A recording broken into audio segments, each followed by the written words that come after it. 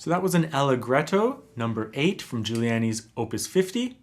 Follow the lesson for free. We're going to be talking a lot about the classical texture and how to practice pieces such as this. But if you're interested, I do have an edition of all 32 works in Giuliani's Op.50, and there's a link for that in the description.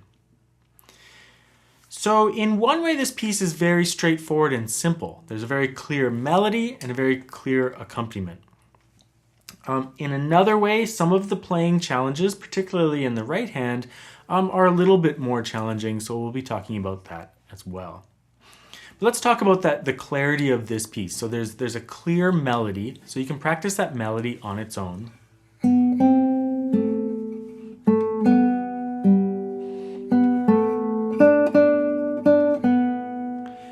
And I wouldn't worry about the rests too much in this piece. You could experiment with it, and maybe that's debatable, but I think he just didn't want to write ties everywhere.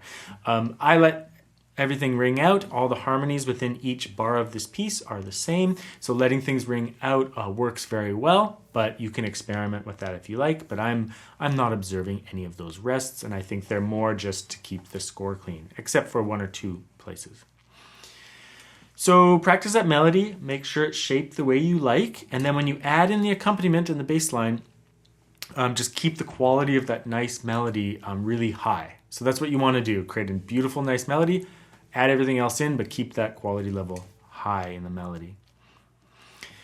You could think of this as a 3-voice piece, like a bass voice and then 2 accompaniment voices. But in terms of the way the notation looks, it's really just 2 voices the whole time. There's the upper melody voice and the lower accompaniment.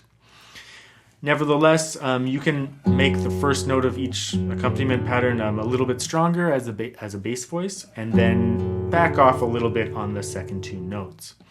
I've been doing thumb, thumb, I, and with a light rest stroke in the thumb, just on the first note, so that it ends up on the 5th string. So that's your accompaniment. So you probably just want to get very comfortable with that, and then start experimenting with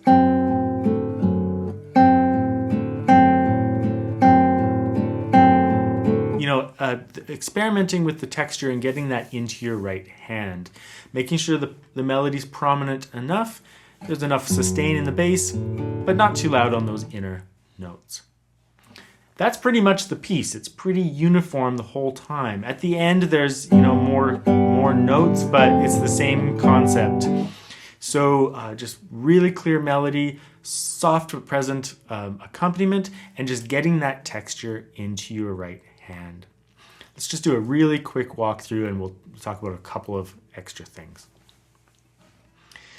Be careful in this piece, that you don't pound out that offbeat melody note. I think it should be underplayed a little bit.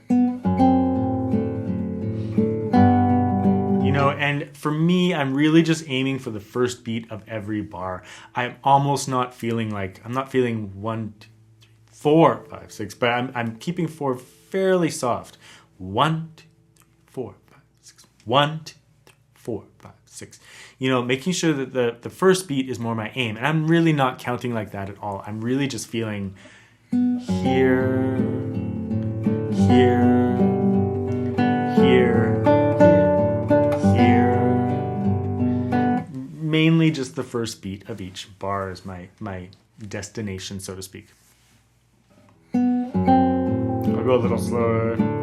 So if you're having trouble with the 4th finger on the bass, just remember, have that knuckle swung around. If my knuckle even is slightly misaligned, I can't reach that note at all. But if my knuckle is just right there, I can reach it and even get some curvature out of all my joints there. So not too difficult if your hand position is secure.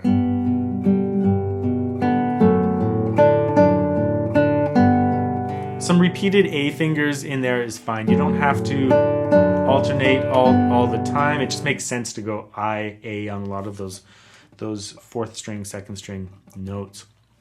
So it's not too fast of a tempo. That's okay in this case. So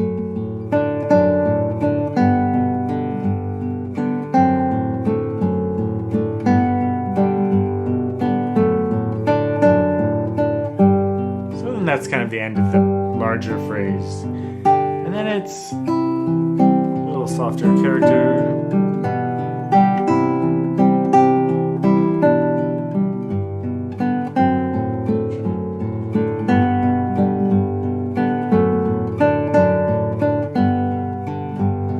Not too much to talk about through here. It's all really the same playing.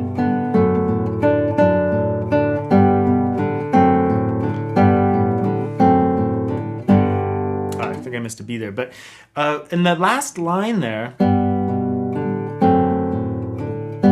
you can switch and continue playing with the third finger on G, or if you like, you could use your fourth finger. That's actually quite smooth, right? To use your fourth finger on bar 21, but it really doesn't matter too much. You have an open string just before, plenty of time to switch, and it'll be smooth, I think, with either fingering. So in one way, this piece is very straightforward. You just have a melody and accompaniment, but because of the busyness of the accompaniment pattern and that double thumb stroke, it can be a little bit challenging. So fairly easy work, but don't underestimate it. It may require some time to get your hands comfortable with the busyness of that accompaniment pattern.